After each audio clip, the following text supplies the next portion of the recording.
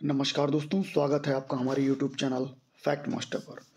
दोस्तों, ये test series है पीसीएस मंत्रा की और ये आरओ एआरओ के लिए जो है टेस्ट सीरीज है। और हिंदी का जो पहला मॉक टेस्ट है उसको आज हम लोग हल करेंगे। तो आप देख सकते हैं ये यूपी पीएससी आरओ के लिए टेस्ट सीरीज पीसीएस मंत्रा की तरफ से है। मार्केट में अवेलेबल है, आप मार्केट में जा कर के भी आप ले सकते हैं और ऑफलाइन इसको हल भी कर सकते हैं। बहुत अच्छी टेस्ट सीरीज है। तो इसका जो पहला टेस्ट है हिंदी का उसको हल करेंगे।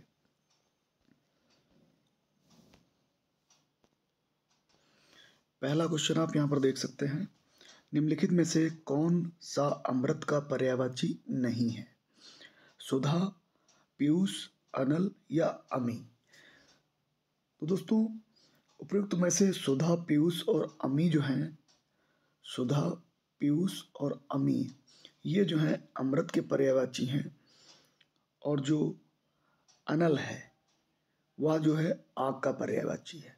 तो यहाँ पर चूंकि नहीं पूछा है तो जो सही ऑप्शन होगा वो ऑप्शन सी हो जाएगा।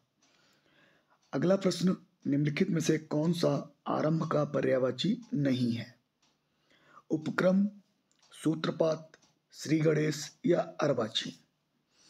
तो दोस्तों, उपयुक्त में से उपक्रम, सूत्रपात, श्री गणेश शब्द जो हैं ये आरंभ के पर्यायवाची हैं, जबकि अर्वाचीन आरंभ का नहीं बल्कि आधुनिक का पर्यायवाची है। अर्वाचीन का जो पर्यायवाची होगा वो क्या होगा? आधुनिक होगा। तो यहाँ पर सही हो जाएगा ऑप्शन डी, ये आरंभ का पर्यायवाची नहीं है। निम्नलिखित में से कौन सा उदास का पर्यायवाची शब्द नहीं है? खिन्न, म्लान, अवसन्न या विरक्त?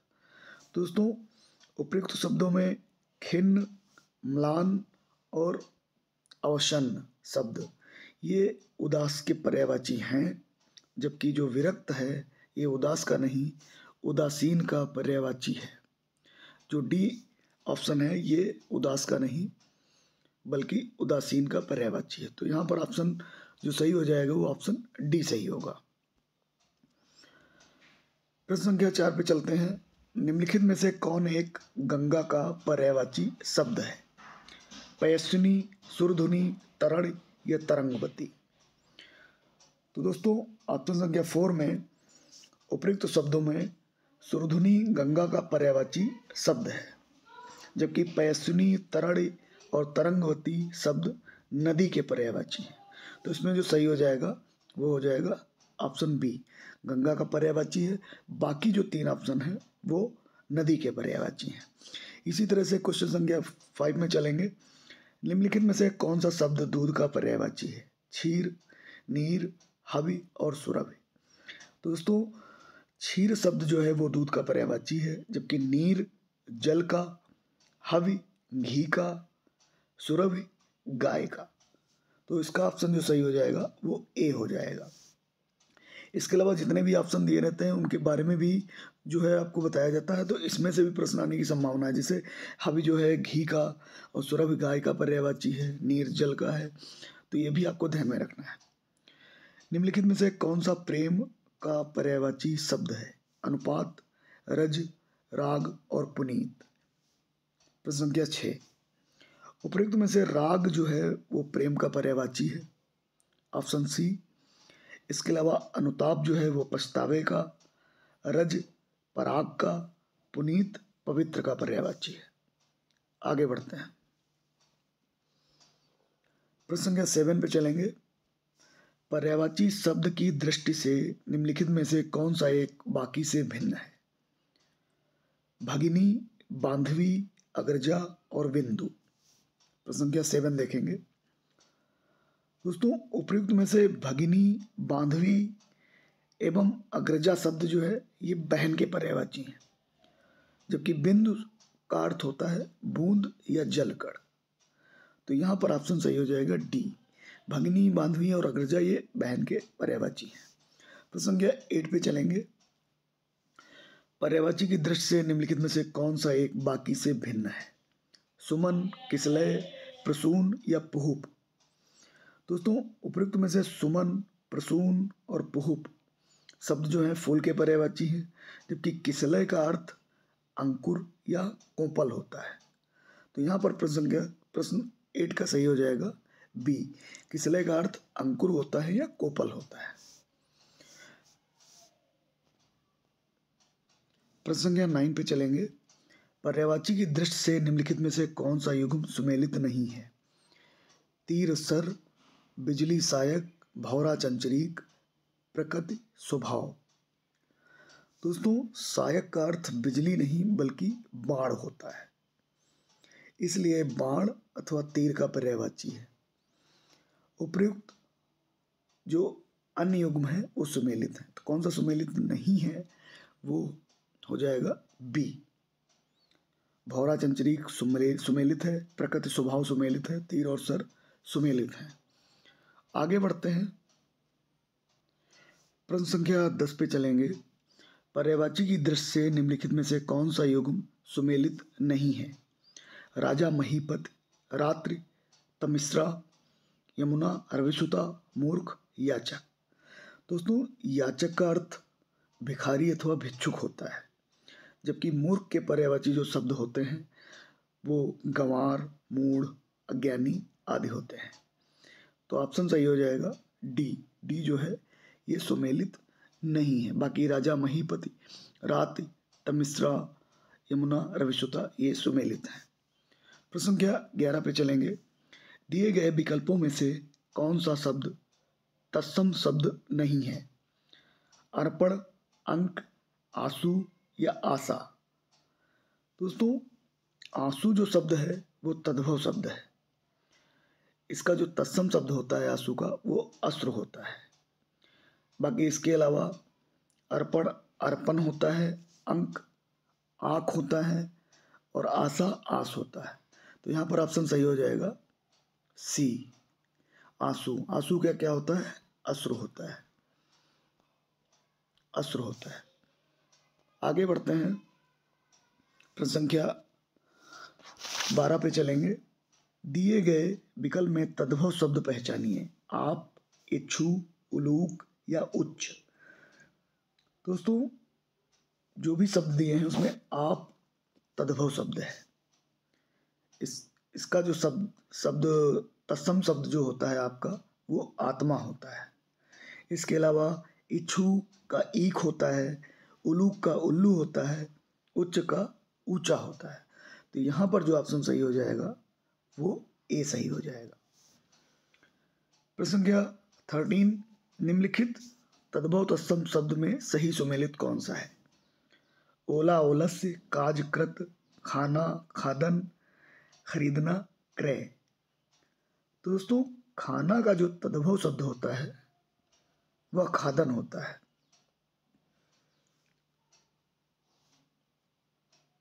तो सही सुमेलित जो शब्द है वो सी है। ओला का उपल होता है, काज का कार्य होता है और खरीदना का क्रयण होता है। क्रय यहाँ अड़ा लगा होगा इसके आगे, तो ये ध्यान में रखिएगा। अगले प्रश्न की तरफ बढ़ेंगे। प्रश्न संख्या 14, दिए गए तद्भव तत्सम शब्द में सुमेलित नहीं है। चकवा चक्र, चरित्र, छाता छत्रक, छोटा या क्षुद्र। दोस्तों चकवा शब्द जो है उसका जो तत्सम होता है वो चक्रवाक होता है। बाकी जितने भी हैं वो सही सुमेलित हैं। ए सही सुमेलित नहीं है। चकवा का क्या होगा? चक्रवाक। चरित्र का चरित्र हो जाएगा, छाता का छत्रक, छोटा का क्षुद्र हो जाएगा। प्रश्न संख्या 15 देखिए। धुन शब्द का तत्सम शब्द होगा धुनी, ध्वनि, धुनस्सी या धूणी। दोस्तों धुन का शब्द जो तत्सम होगा वह होगा ध्वनि। तो बी ऑप्शन यहाँ पे सही हो जाएगा। आगे बढ़ते हैं, निम्नलिखित युग्मों में से सही सुमेलित है। प्रश्न संख्या 16 देखिए। बारात, बारात, बीघा, विग्रह, बत्ती, बत्तिका, बीत या व्यति। तो दोस्तों बीघा शब्द का जो तत्सम होता है वो विग्रह होता है। तो यहाँ पर सही सुमेलित कौन सा है? Option B. इसके अलावा बारात का हो जाएगा बर यात्रा, बत्ती का हो जाएगा वर्त या वर्तिका, और बीत का हो जाएगा व्यतीत। तो यहाँ पे ध्यान में रखिएगा बी सही है। 17 पे पहुंचेंगे। दिए गए शब्दों में तत्सम शब्द को पहचानना है। बाग, बादल, बनिया, बापी।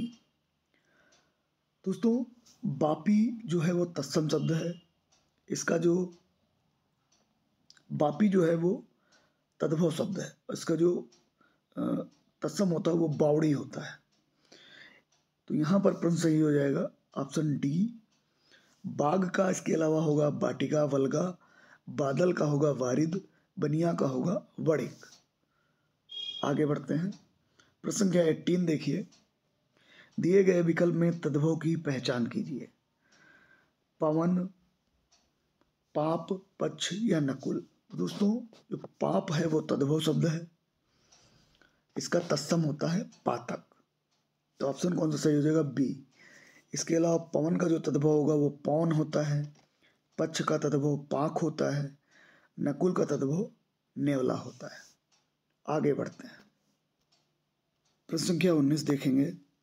दिए गए युग में सही सुमेलित है तद्भव तत्सम। बौना, बौपन, बभूत, भरभूत, मेह, स्नेह, सयाना, संज्ञान। इसमें से कौन सा सही सुमेलित है? दोस्तों सयाना जो शब्द होता है उसका तत्सम होता है संज्ञान। तो सही सुमेलित है ऑप्शन डी। इसके अलावा बौना जो होता है उसका बामन होता है, भभूत का विभूति होता है, मेह का मेघ होता है। अब प्रश्न संख्या 20 पे चलेंगे। सजाना शब्द का तत्सम शब्द होगा सज्जापन, श्रृंगार, सजावट या साज सज्जा। दोस्तों सजाना का जो तत्सम शब्द होता है वो सज्जापन होता है। तो यहाँ पर सही हो जाएगा ऑप्शन ए। प्रश्न संख्या 21 पे चलेंगे। निम्नलिखित में से ओतप्रोत शब्द का विलोम शब्द कौन सा है? विहीन, अनीस, प्रगामी या संयुक्त। दोस्तों ओतप्रोत शब्द जो है इसका जो विलोम होता है वो विहीन होता है। इसके अलावा जो अनीस है वो ईस का विलोम है, और संयुक्त जो है वो चित्त शब्द का विलोम है। चित्त शब्द का विलोम है। तो यहाँ पर से ओतप्रोत का जो विलोम होगा वो हो जाएगा विहीन। तो ऑप्शन ए सही हो जाएगा। इसके अलावा संख्या 22 पे चलेंगे। शब्द और उनके विलोम के संदर्भ में कौन सा सुमेलित नहीं है? ग्रहित, व्यक्त, गुरुत्व, लघुत्व, आकीर्ण, साकीर्ण, क्रोध, क्षमा। दोस्तों इसमें जो ग्रहित शब्द का विलोम है वो व्यक्त है, गुरुत्व शब्द का लघुत्व है, आकीर्ण शब्द का विलोम साकीर्ण नहीं होगा, विकीर्ण होगा यहाँ पर, और क्रोध शब्द का जो विलोम होता है वो क्षमा होता है। तो यहाँ पर क्या हो जाएगा? विकीर्ण। विकीर्ण तो कौन सा यहाँ पर सुमेलित नहीं है? सी सुमेलित नहीं है। आगे बढ़ते हैं। 23 शब्द और उनके विलोम शब्द के संदर्भ में निम्नलिखित में से कौन सा सुमेलित नहीं है? अर्जित, उपलब्ध, अदोष, सदोष, अवेच्छा, अन्वेच्छा, आलोक, तिमिर। दोस्तों 23 में अर्जित शब्द का जो विलोम है वो अनर्जित होता है, अदोष का विलोम सदोष होता है, अवेच्छा का अन्वेच्छा होता है, आलोक का विलोम तमस या तिमिर होता है। तो यहाँ पर सही हो जाएगा ऑप्शन संख्या ए।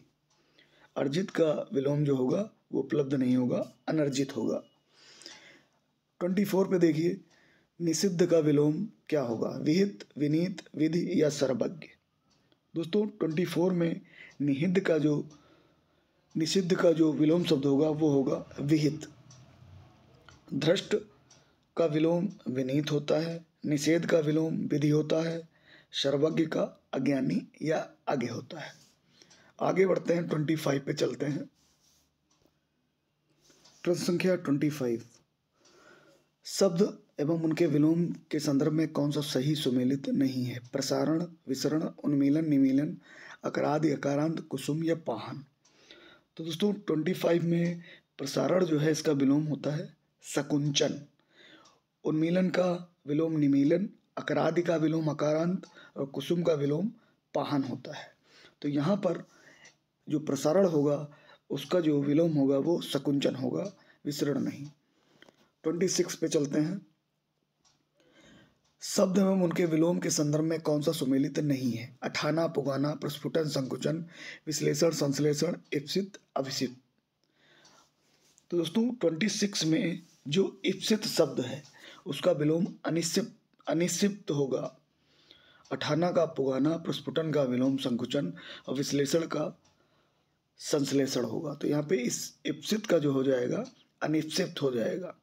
ठीक है, तो यहाँ पर सही सुमेलित नहीं है, अभिसिप्त। तो दोस्तों ये जो सीरीज पीसीएस मंत्र की तरफ से है, इसमें जीएस के जो भी टेस्ट सीरीज है और हिंदी की जो भी टेस्ट सीरीज है, इससे 80% क्वेश्चन आपको देखने को मिल सकते हैं। तो ये टेस्ट सीरीज चूँकि यहाँ पे मैं करवा रहा हूँ, तो आप निश्चित रूप से इस टेस्ट सीरीज को जल्दी से जल्दी फॉलो करिए और ये तय करिए कि कितने प्रश्न आपके इसमें से सही हो रहे हैं। और जो भी हिंदी की टेस्ट सीरीज है उसमें जितने भी सिलेबस है वो पूरा कवर किया गया है पूरी तरीके से, तो ये बहुत ही महत्वपूर्ण है। अगले क्वेश्चन की तरफ बढ़ते हैं। 27 पे चलते हैं। निम्नलिखित में उपमान का विलोम क्या होगा? उपमेय, समान, अपमान या उन्मान। दोस्तों उपमान का जो विलय होगा, विलोम शब्द होगा, वो उपमेय होगा। तो प्रश्न संख्या यहाँ पे सही होगी ए। 28 कौन सा विलोम युक्त सुमेलित नहीं है? अतिवृष्ट, अनावृष्ट, ग्राह्य, त्याज, स्वार्थ, हितार्थ, अनुग्रह या विग्रह। तो 28 में जो होगा वो सी ऑप्शन आप देख सकते हैं। अतिवृष्टि का अनावृष्ट, ग्राह्य का त्याज, स्वार्थ का होगा यहाँ पर परमार्थ, हितार्थ नहीं होगा, यहाँ पर परमार्थ होगा। डी अनुग्रह, विग्रह। तो यहाँ पर सी जो है वो सही सुमेलित नहीं है, स्वार्थ का परमार्थ होगा, ध्यान में रखिएगा। आगे बढ़ते हैं, 29 की तरफ चलते हैं। निम्नलिखित में से कौन सा विलोम युग्म सुमेलित नहीं है? निर्मल, मलिन, चिरंतन, नश्वर, स्थूल, सूक्ष्म, मृषण, दृढ़। 29। तो दोस्तों जो ऑप्शन डी है उसको देखिएगा। फिलहाल निर्मल का जो है मलिन होगा, चिरंतन का नश्वर होगा, स्थूल का सूक्ष्म होगा और मृषण का होगा दृढ़। यहाँ पे नहीं होगा, मृषण का यहाँ पे होगा रुच। मृषण का जो होगा वो यहाँ मैं लिख दे रहा हूँ रुच, रुच होगा मृषण का। प्रश्न संख्या 30 पे चलेंगे। निम्नलिखित में से कौन सा युग्म सुमेलित नहीं है? छली, निश्चल, भोगी, योगी, जागृति, शयन, निष्काम, सकाम। दोस्तों छली का जो है निश्चल हो जाएगा, भोगी का योगी, जागृति का सुषुप्त हो जाएगा, यहाँ पर शयन नहीं होगा, निष्काम का सकाम। तो यहाँ पर जागृति का क्या हो जाएगा? सुषुप्त हो जाएगा। तो ऑप्शन यहाँ पे सी सही हो जाएगा। आगे बढ़ते हैं। प्रश्न संख्या 31 जो सब में व्याप्त हो, विभु, विग, वर्धमान या वाचाल। जो सब में व्याप्त हो। तो दोस्तों 31 विभु कहते हैं जो सब में व्याप्त हो, तो ऑप्शन कौन सा सही हो जाएगा? ए। इसके अलावा जो विग होता है जिसकी जानकारी अधिक हो उसे क्या बोलेंगे? विग बोलेंगे। वर्धमान जो बढ़ रहा हो, वाचाल अधिक बोलने वाला व्यक्ति।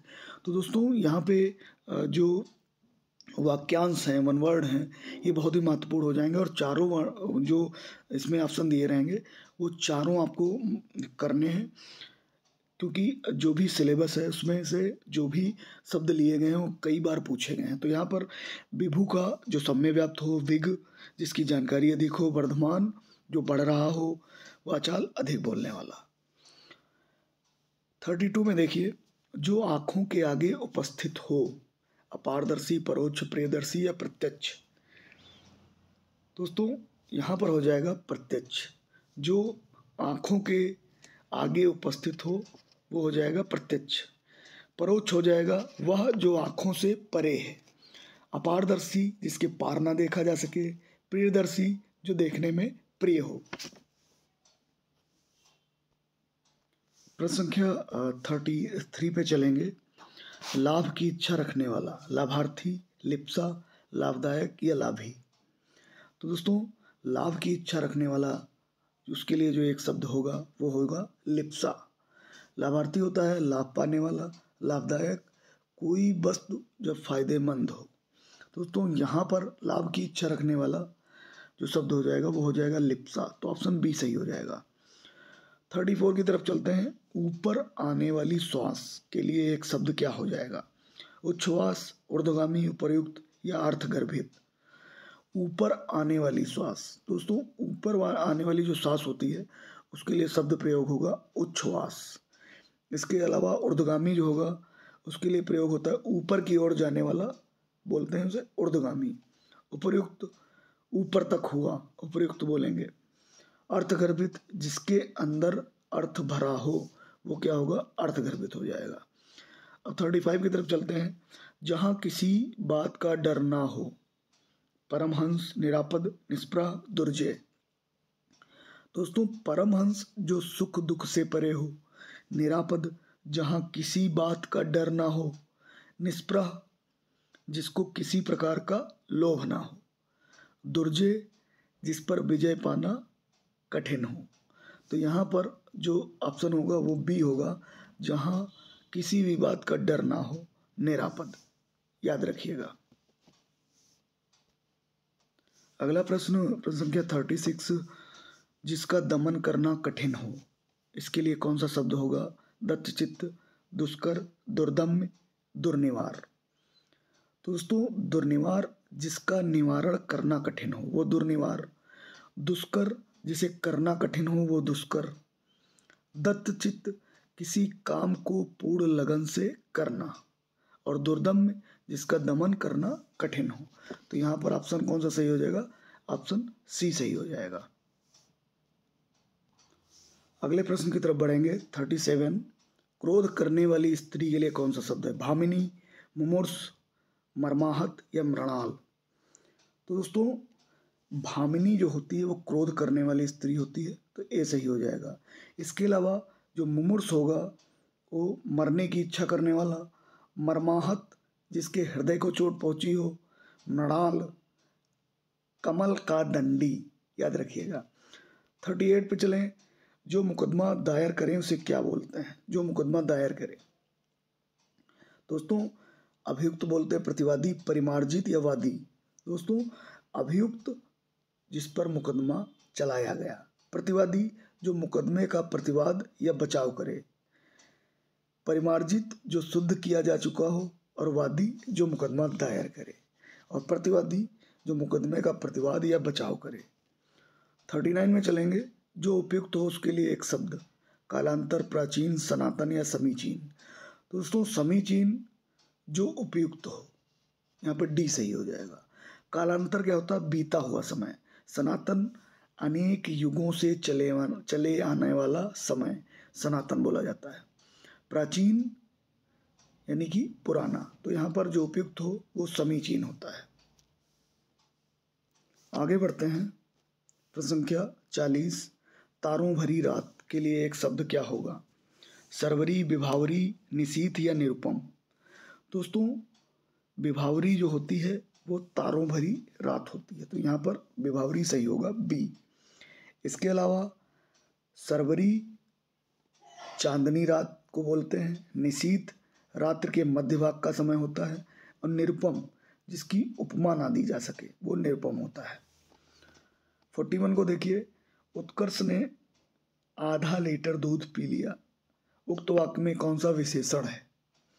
सर्वनामिक है, गुणवाचक है, परिमाणवाचक है या उपयुक्त सभी। दोस्तों 41 का जो आंसर होगा वो सी होगा, परिमाणवाचक। यहाँ पर देखिए आधा लीटर दूध पी लिया। आगे बढ़ते हैं। 42 की तरफ चलेंगे। सुषमा अति सुंदर लड़की है। निम्न वाक्य में प्रविशेषण है सुषमा अति सुंदर लड़की। तो दोस्तों देखिए सुषमा अति सुंदर लड़की है, इस वाक्य में जो सुंदर है वो विशेषण है, सुंदर जो है वो विशेषण है, और अति उसकी विशेषता बता रहा है, तो अति क्या हो जाएगा? प्रविशेषण हो जाएगा, तो बी सही हो जाएगा यहाँ पर। 43। निम्न में से कौन सा विशेषण शब्द नहीं है? आर्थिक, जातीय, मौखिक या चमक? बताइए। दोस्तों, चमक जो है वो संज्ञा शब्द है। चमक का विशेषण चमकीला होता है। मौखिक, जातीय व आर्थिक ये सब विशेषण शब्द हैं। तो यहाँ पर कौन सा सही हो जाएगा? डी सही हो जाएगा। अगले प्रश्न की तरफ बढ़ेंगे। 44, इस गांव में 40 आदमी रहते हैं। इस वाक्य में कौन सा विशेषण है? संख्यावाचक, परिमाणवाचक, परिणामवाचक और गुणवाचक या कोई नहीं? दोस्तों, 44 में 40 आदमी की बात की गई है, तो 40 जो है वो एक संख्यावाचक विशेषण है, तो ऑप्शन सही हो जाएगा ए। 45 पे देखिए, सुमेलित कौन सा नहीं है? एक तरफ विशेष दिए हैं, एक तरफ विशेषण। उपज उपजाऊ, कमाई कमाऊ, घर घरेलू, नियमित या नियम? दोस्तों, नियम विशेष शब्द है और नियमित उसका विशेषण है। तो यहाँ पर नियमित जो है विशेषण होगा और नियम विशेष होगा। तो यहाँ पर ये सुमेलित नहीं है। यहाँ पे ध्यान में रखिएगा, नियम का नियमित होगा विशेषण, लेकिन यहाँ पे उल्टा दे रखा है। तो यहाँ पे डी ऑप्शन जो है वो सुमेलित नहीं है। तो इन सब चीज़ों का आपको ध्यान में रखना है कि ऑप्शन जो है पलट के भी रखे जा सकते हैं। अगले प्रश्न की तरफ बढ़ेंगे। निम्नलिखित में से कौन सा शब्द विशेषण है? यौवन, सौंदर्य, कालिमा या रंगीला? दोस्तों, रंगीला विशेषण शब्द है, बाकी जो शब्द हैं वो तीनों संज्ञा है। तो यहाँ पर डी हो जाएगा। निम्न में से कौन सा शब्द विशेषण नहीं है? तपस्वी, मृत, बुढ़ापा या लंबा? बताइए। दोस्तों, 47 का हो जाएगा सी। जिस शब्द से किसी वस्तु या वस्तु के गुण, दशा, भाव, अवस्था, स्वभाव आदि का बोध होता है उसे भाववाचक संज्ञा कहते हैं। बुढ़ापा में भाववाचक संज्ञा है, बाकी जो शब्द हैं वो विशेषण है। तो यहाँ पर सी जो है भाववाचक संज्ञा का शब्द है। 48 देखिए, निम्नलिखित में से किसमें आवृत्ति बोधक विशेषण है? चीनी कम, दोनों चाचा, चौगुना गेहूं या 8 चोर? दोस्तों, चौगुना आवृत्तिवाचक विशेषण है। आवृत्तिवाचक विशेषण एक वस्तु का दूसरी वस्तु से आधिक्य का अनुपात बताता है। याद रखिएगा, एक जो वस्तु होगी वो दूसरी वस्तु से अधिक अनुपात बताएगी। चौगुना गेहूं, तो यहाँ पर जो है विकल्प सी सही हो जाएगा। अगले प्रश्न की तरफ बढ़ेंगे। बाहरी में कौन सा विशेषण है? गुणवाचक, संख्यावाचक, परिणामवाचक या सार्वनामिक? 49 देखिए, बताइए।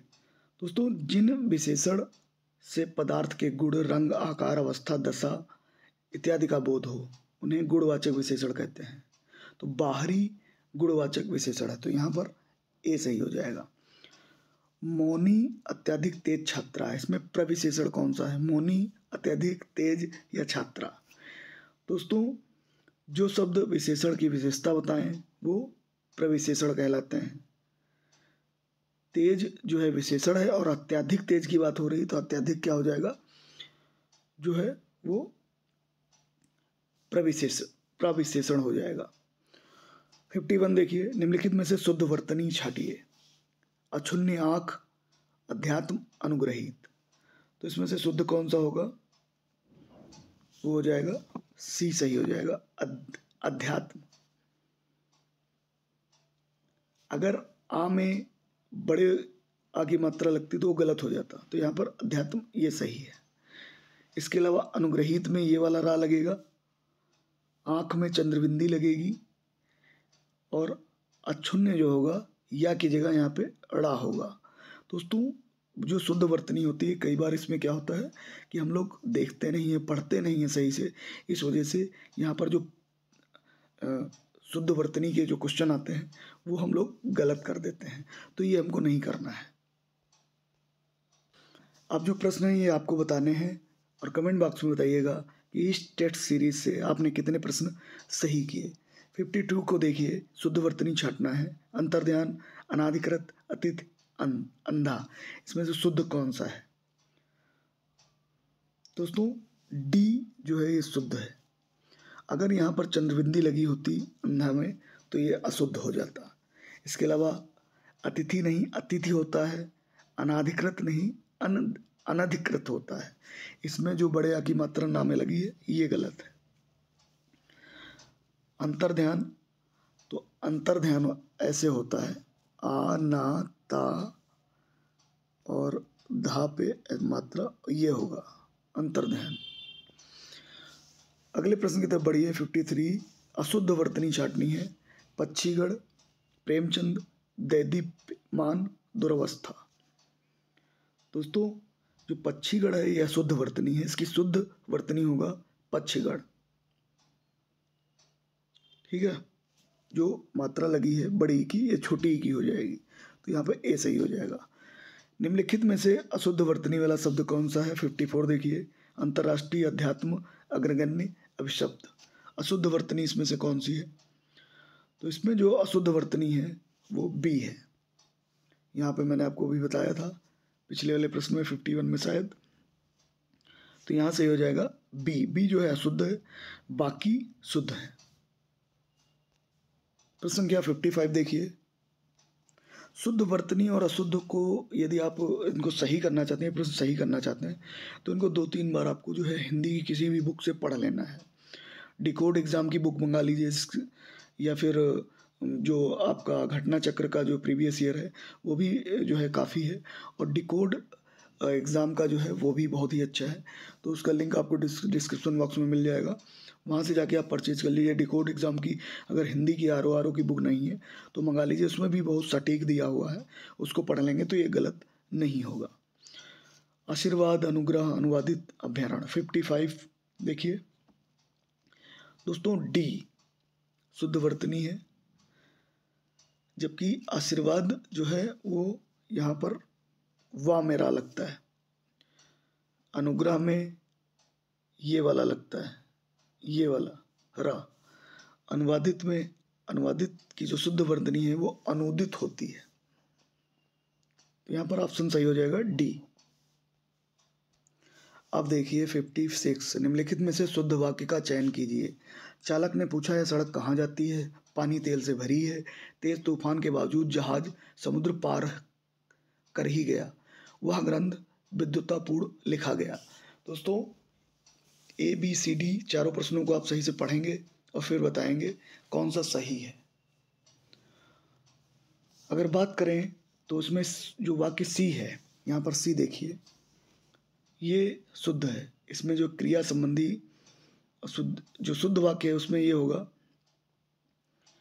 चालक ने पूछा इस सड़क से कहाँ पहुंचा जा सकता है।